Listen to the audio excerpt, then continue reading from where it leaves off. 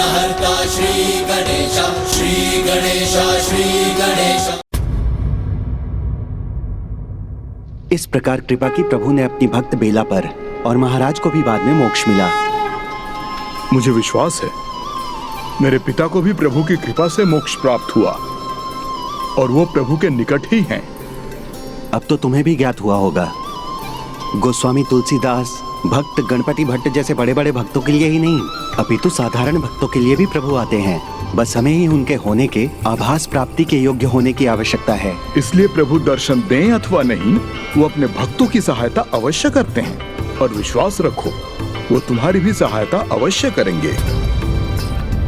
बस सहायता नहीं, वो नहीं चाहिए, उन्हें सखा बनाना है मुझे, इसलिए उनके दर्शन चाहिए, उनका हाथ थामना है। जैसे पिछले वाले महाराज को उन्होंने समझाया था, वैसे ही वो उनके पुत्र को भी समझाए कि मैं निर्दोष हूं, क्योंकि यही तो सखा करते हैं, एक दूसरे की विपत्ति में सहायता करते हैं। यदि तुम यही चाहते हो तो विश्वास रखो प्रभु आएंगे।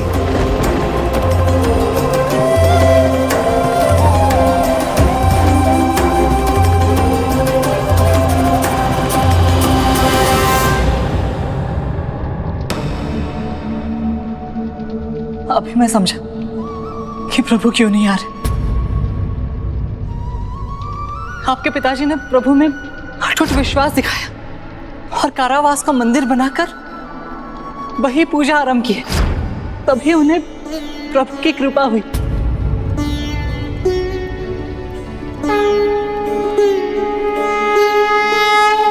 प्रभु जगन्नाथ जी ने भक्त गणपति भट्ट जी को भी तभी दर्शन दिए जब उन्होंने उनमें विश्वास जताया। बेला ने तो कभी विश्वास खोया ही नहीं, तभी तो प्रभु को आना पड़ा उससे भेंट करने, उसे दर्शन देने। तो अब मैं भी वही करूंगा।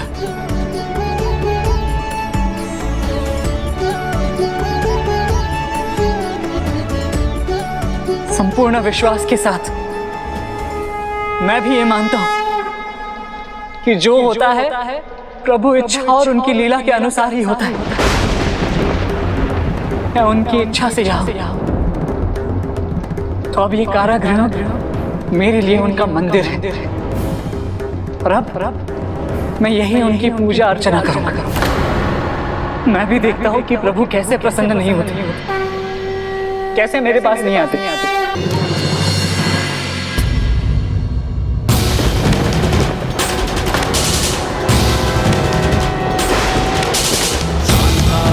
ये क्या हो गया? कोड़े के चिन्ह प्रभु के पृष्ठ पर कहां से आ गए?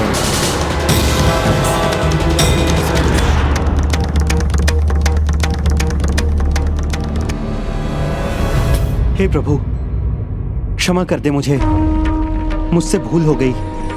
किंतु प्रभु, मंदिर की वो स्वर्ण थाल उसके पास पाई गई थी, तो मैं क्या करता?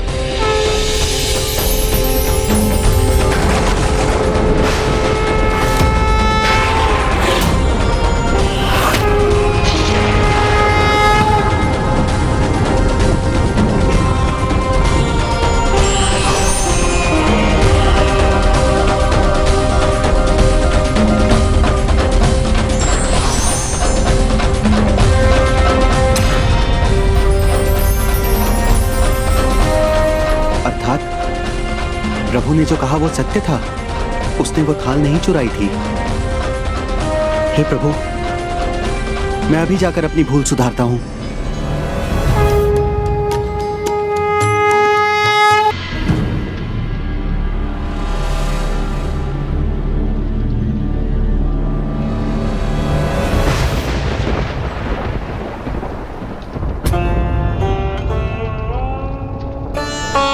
क्या हुआ महाराज? आज कौन सा दंड देने आए आप मुझे? दंड नहीं, आपको कारागार से मुक्त करने आया हूं।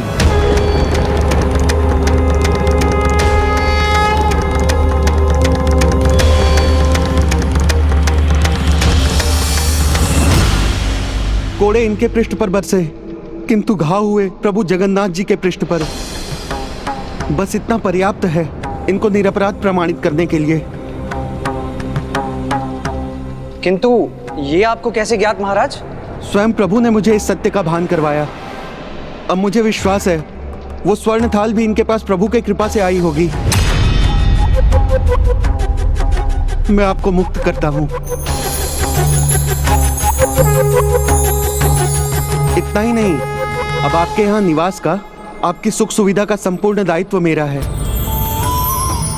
मंत्री जी। जी महाराज। प्रभु के इन भक्त को भूमि और धन दीजिए, जिससे ये अपने लिए वहां भवन का निर्माण करवाकर जीवन यापन कर सके। अवश्य महाराज, इसे तो मैं वहां स्थान दूंगा जहां भवन निर्माण करवाना भी चाहेगा तो वो अत्यंत कठिन होगा इसके लिए। राजा का ये उपहार ही इसके लिए दंड के समान होगा। आइए महोदय। आइए महोदय।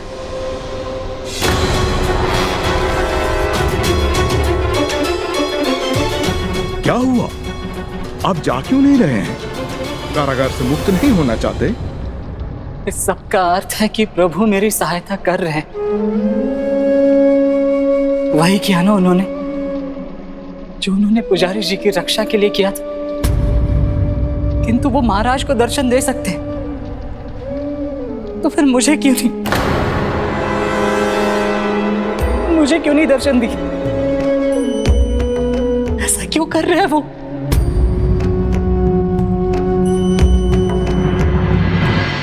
अब प्रभु जगन्नाथ जी को इसका उत्तर देना ही होगा।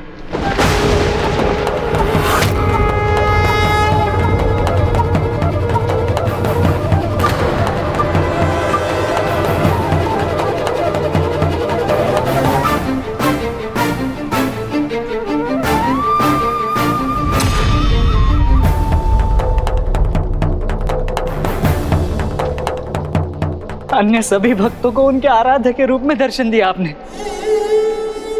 गोस्वामी तुलसीदास जी ने श्री राम के रूप में दर्शन पाए। भक्त गणपति भट्ट ने श्री गणेश जी के रूप में। उस नन्ही भक्त बेला के अभिभावक बन गया। यहाँ तक कि महाराज को भी दर्शन दिया आपने। तो आपको मुझ पर दया नहीं है? अब के लिए भूख प्यास की चिंता नहीं की, बस आपकी भक्ति में डूबा रहा।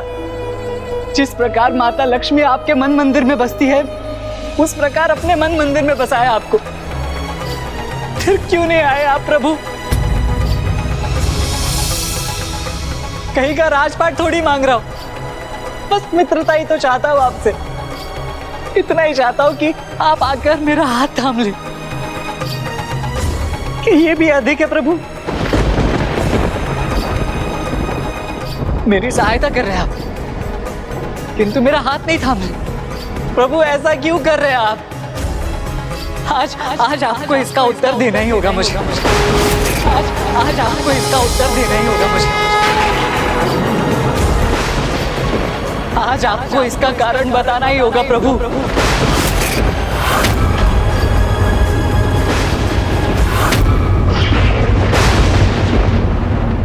जब तक आप अपने इस भक्त के प्रश्नों के उत्तर नहीं देते, तब तक मैं ऐसे ही आपके मंदिर के सामने जड़ बैठा रहूंगा, जैसे आप मंदिर के भीतर जड़ है, विराजमान है। मैं नहीं हटने वाला यहाँ से प्रभु, मैं नहीं हटने वाला यहाँ से प्रभु।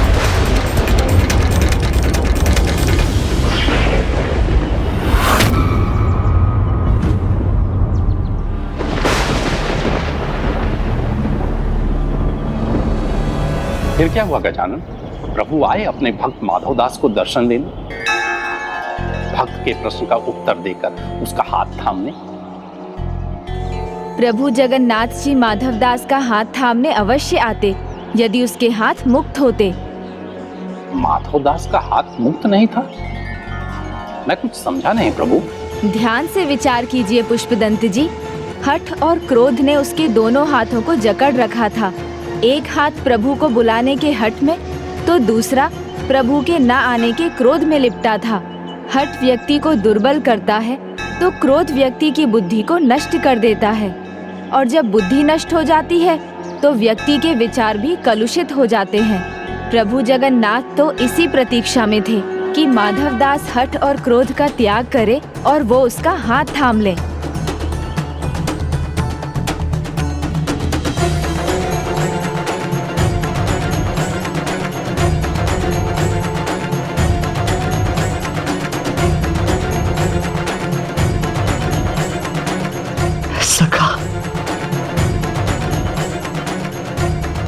किंतु सरल बुद्धि माधवदास को इस बात का आभास भी नहीं हुआ होगा कि उसे हठ और क्रोध का त्याग कर अपने हाथों को प्रभु के लिए रिक्त करना था। किंतु फिर प्रभु की लीला के अनुसार जो होना था वो तो नियत था।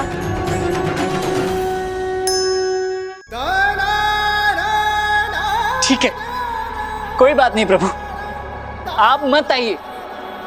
फिर मैं भी देखता हूं आप मुझे कितनी देर तक प्रतीक्षा करवा सकते हैं, क्योंकि मैं भी हार नहीं मानने वाला।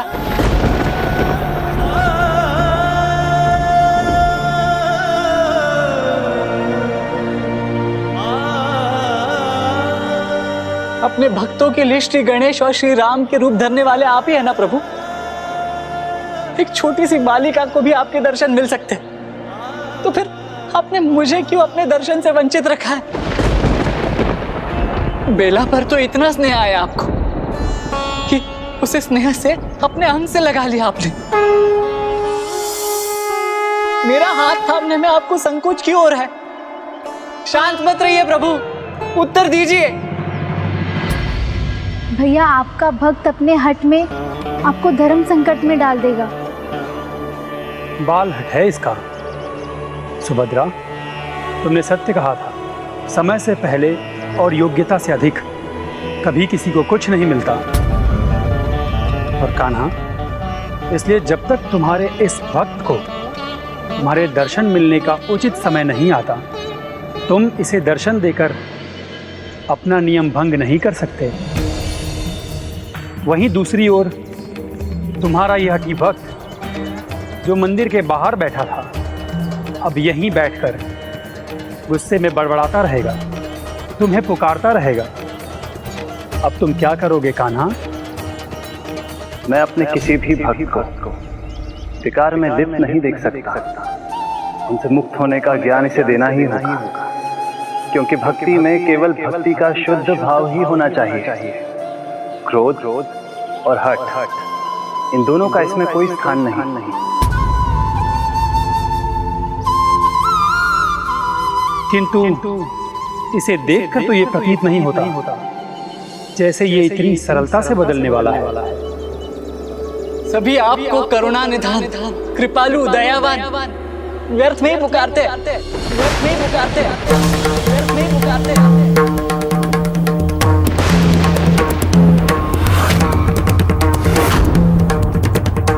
इतनी तनिक सी भी लेश मात्र करुणा, कृपा या दया होती ना, तो आपका ये भक्त जो सब कुछ छोड़कर आपके दर्शन की आस में यहाँ आया है, उसे ऐसे निराश ना करते आप प्रभु, क्यों प्रतीक्षा ना करवाते।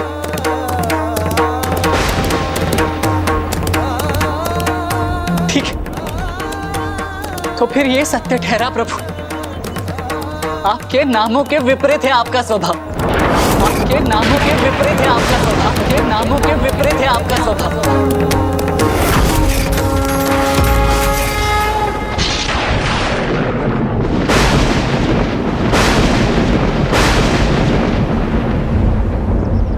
लगता है अभी ये इसके क्रोध का आरंभ ही है।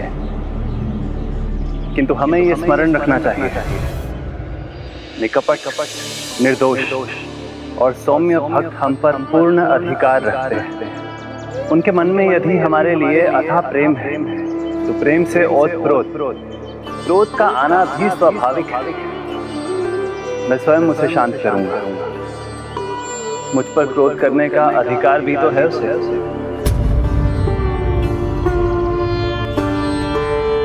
और मुझे ही नहीं, इसका ध्यान तो आपको भी रखना होगा। और जब सभी मुझे अनंत काल तक यहाँ बैठा देखेंगे ना, तो सभी को सत्य ज्ञात हो जाएगा कि कितने निर्दयी है आप, कितने निर्दयी है आप।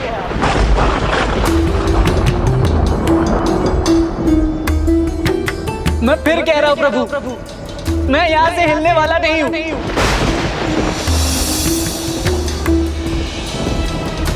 यहाँ प्रभु के सामने ये बैठे रहेंगे तो अन्य भक्त पूजा भक्ति कैसे करेंगे?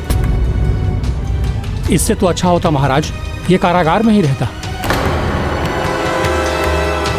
सुना था प्रभु के घर में देर है पर अंधेर नहीं। मैं तो बस अंधेर ही अंधेर देख रहा हूं प्रभु। आपने मेरे प्रश्नों के उत्तर नहीं दिए, बढ़कर मेरा हाथ नहीं थामा। इसे अंधेरी क्यों ना समझूं मैं? महाराज, इसकी जीवा तो थम ही नहीं रही है। प्रभु के लिए जो भी मन में आ रहा है बोले जा रहा है। मैं कह रहा हूँ, इतना निर्दोष, इतना सरल नहीं है जितना दिखने का प्रयास कर रहा है ये। हो सकता है इसे समझने में आपसे भी कोई भूल हो गई हो। महाराज, मेरा सुझाव है, इसे पुनः कारागार में डाल दीजिए। प्रभु, जितनी प्रतीक्षा करवाएंगे उतना ही स्पष्ट होता जाएगा कि आपके घर पर अंधेर होना हो। देर तो है। अब सहन करना कठिन है महाराज। मैं कह रहा हूं, डाल दीजिए इसे कारागार में। प्रभु के मंदिर में बैठकर उन्हीं के विरुद्ध बोले जा रहा है, अपमान कर रहा है उनका।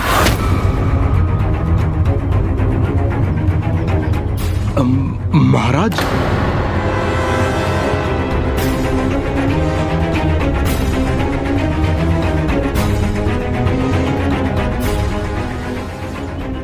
अब महाराज से दंड मिलेगा तो बोलना भूल जाएगा ये।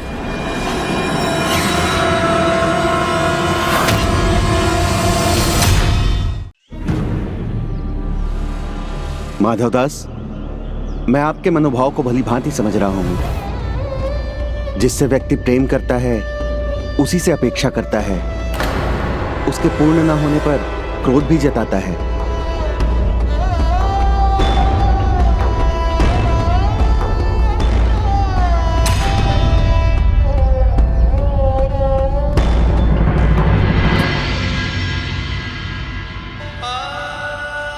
महाराज, आप मेरा मनोभाव समझ गए,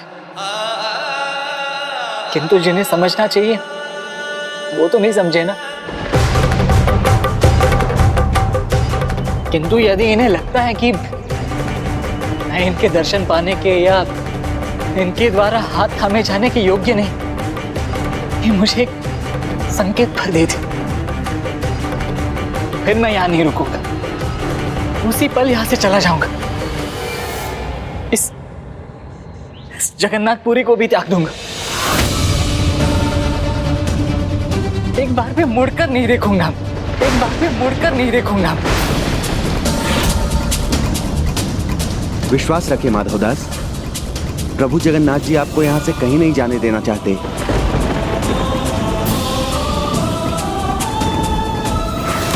इतने विश्वास से आप ये कैसे कह सकते महाराज? क्या प्रभु ने आपसे ये कहा था जब उन्होंने आपको दर्शन दिए? शब्द नहीं थे, किंतु संकेत तो था आपको मुक्त करने का। इसका अर्थ स्पष्ट है, वो चाहते हैं आप सदा यहीं निवास करें, उनके निकट, उनकी नगरी जगन्नाथ जी पुरी में।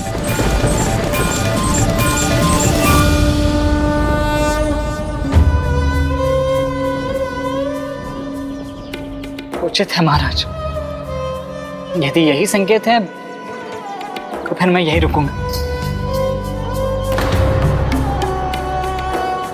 भूखा प्यासा यहीं उनकी प्रतीक्षा करूंगा।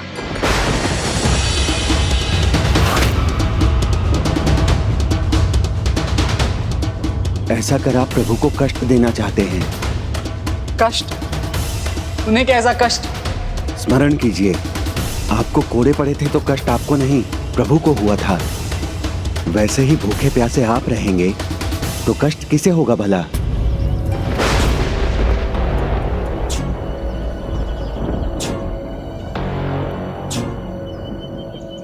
किंतु इस प्रकार हट करके प्रभु को नहीं पाया जा सकता।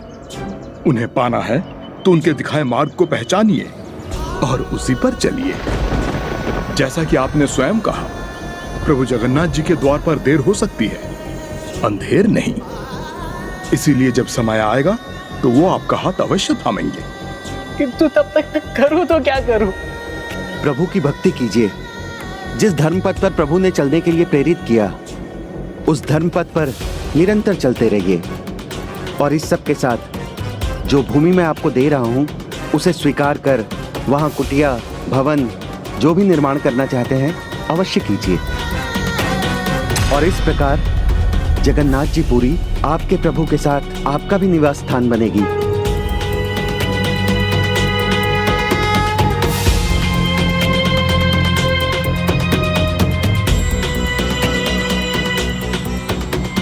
उचित है महाराज।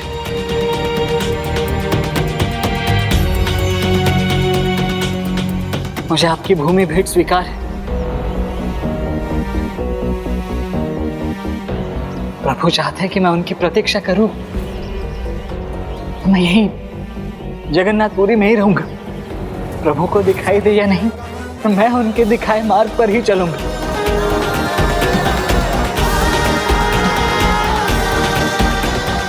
मंत्री जी, मेरे आदेश का पालन किया जाए, इन्हें भूमि दान की जाए और इन्हें अपने भवन निर्माण करने में जो भी सहायता चाहिए वो सब उपलब्ध हो। जी महाराज। जो भूमि दी जाए वो मंदिर के निकट होनी चाहिए, जिससे जब भी मन हो भक्त माधवदास को आने की सुविधा हो। जी महाराज।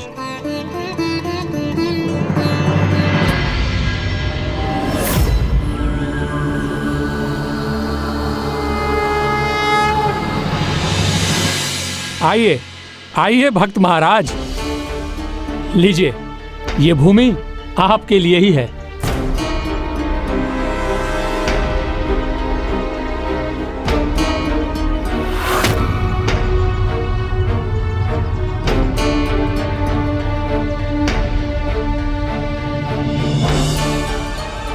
यहां रहना होगा मुझे। क्यों, क्या हुआ? अच्छी नहीं लगी आपको ये भूमि? अच्छी कैसे लगेगी? यहाँ दूर दूर तक तो कोई नहीं है। मनुष्य की बात तो छोड़ ही दीजिए, पेड़ पौधे पशु पक्षी कोई नहीं है यहाँ। क्या करूं, विवश हूं। मैंने तो अपने मन में दूसरा अति सुंदर स्थान सोच के रखा था, जहां पेड़ पौधे हों, झरने हों, किंतु महाराज का आदेश है कि भूमि मंदिर के निकट होनी चाहिए और अब यही भूमि उपलब्ध है।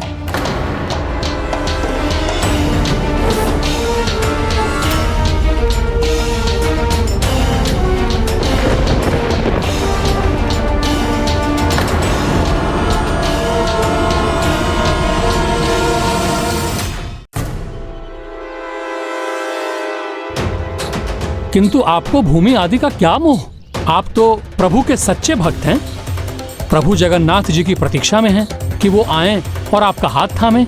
तो फिर इस भूमि का टुकड़ा हो या कोई अन्य, आपको क्या? किंतु यदि आपको प्रभु के निकट रहने का कोई चाव नहीं है तो आप महाराज से कह दीजिए, मैं आपको अन्य स्थान पर दूसरी भूमि दिखा दूंगा। नहीं, महाराज ने उचित ही सोचा होगा। प्रभु की प्रेरणा से ये भूमि मुझे मिली है। तो ऐसे स्थान पर भेजकर प्रभु जगन्नाथ जी मुझे दंडित कर रहे हैं या मेरी सहायता? चिंता मत कीजिए, आप यहाँ प्रसन्न रहेंगे और महाराज के आदेशानुसार कुटिया बनाने की सारी सामग्री मैं पहुंचा चुका हूं।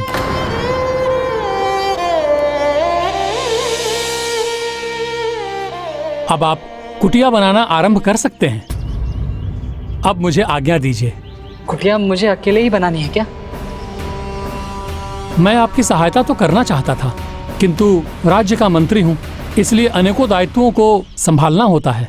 अब उसे छोड़कर आपकी सहायता कैसे कर सकता हूं?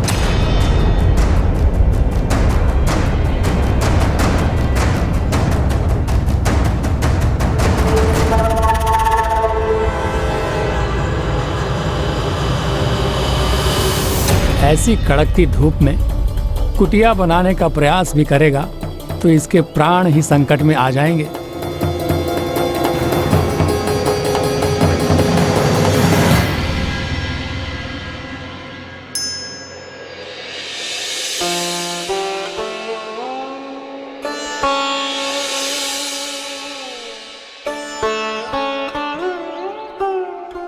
इससे अच्छा स्थान तो वही था, मंदिर के पास।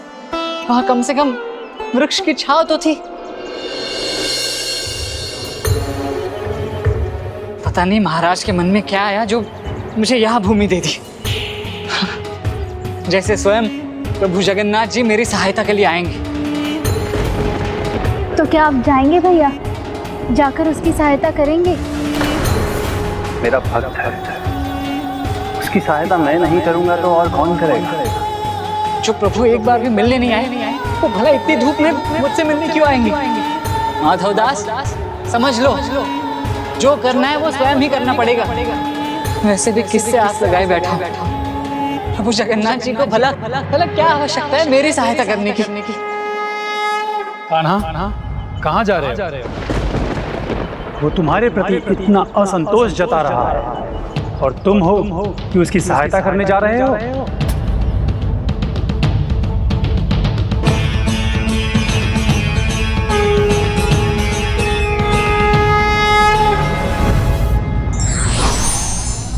भगवान अपने भक्त को वो नहीं देते जो उसे अच्छा लगता है, बल्कि वो देते हैं जो उसके लिए अच्छा होता है।